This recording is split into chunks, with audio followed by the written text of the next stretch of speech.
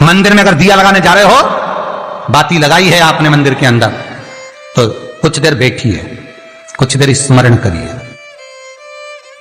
हमारे यहां तो यहां तक कहा गया है कि किसी मुर्दे को अगर जलाया भी जाता है तो कपाल क्रिया तक रुकना पड़ता है कि थोड़ा रुकिए, कोई पीछे से आकर कुछ कर ना जाए। दीप जलाने थोड़ी देर रुकिए, और दीप का भी नियम है महाराज, दीप का भी नियम है।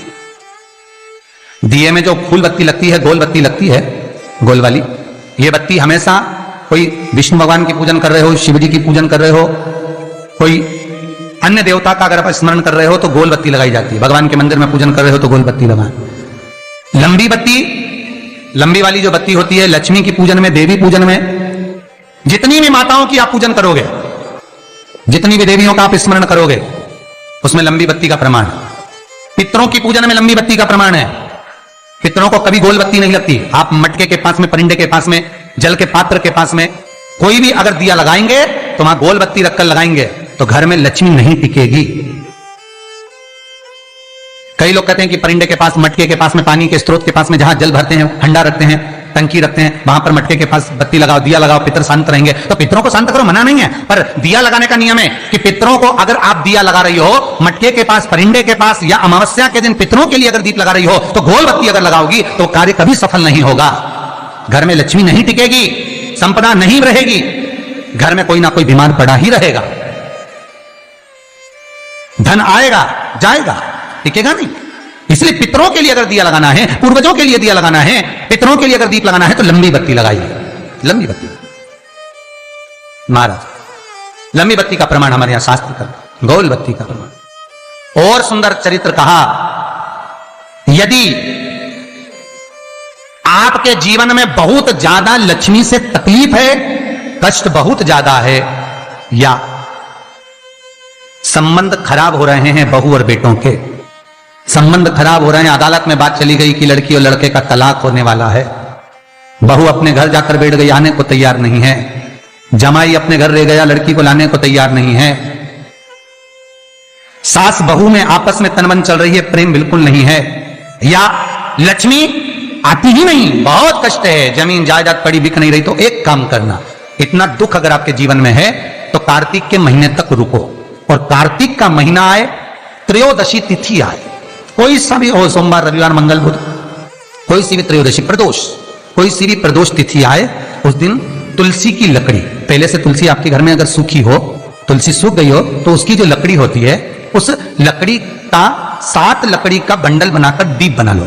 लकड़ी का दीप मतलब लकड़ी, पतली पतली डालियों को लेकर कच्चे सूत से उसको बांधो और बांधकर घी में डुबक दो।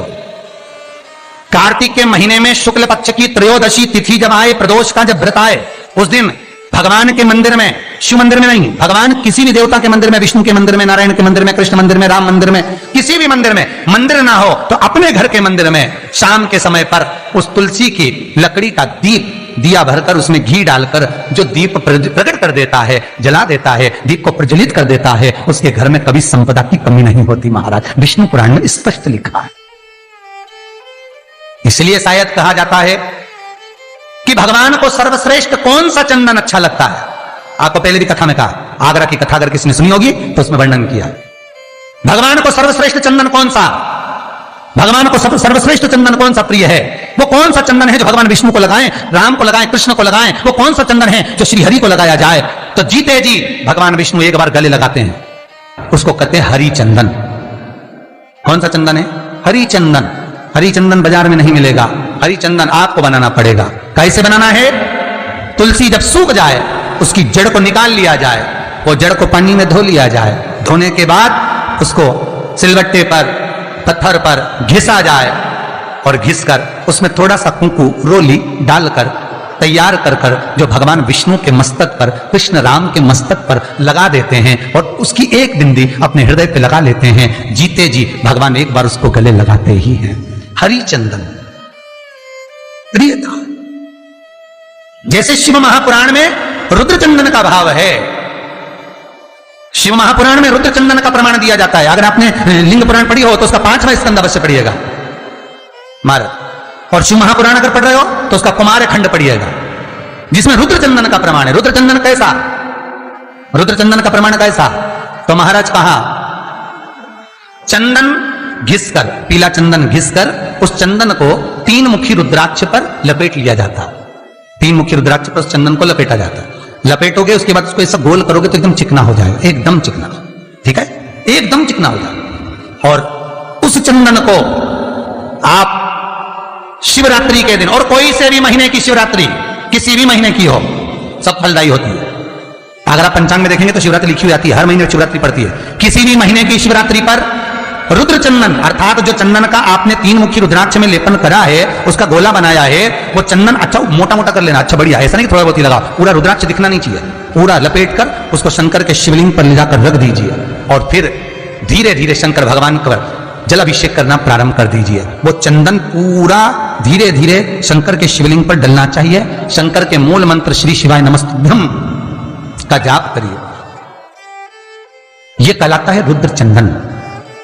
इस चंदन के अभिषेक से महाराज जो काम नहीं होता आप कर कर उस कार्य को प्राप्त कर सकते हो, सिद्ध कर सकते हो। रुद्र चंदन, हरि चंदन, रुद्र चंदन, ये वो चंदन है जो जीवन का सुख प्रदान करने वाले हैं, हरि तत्व देने।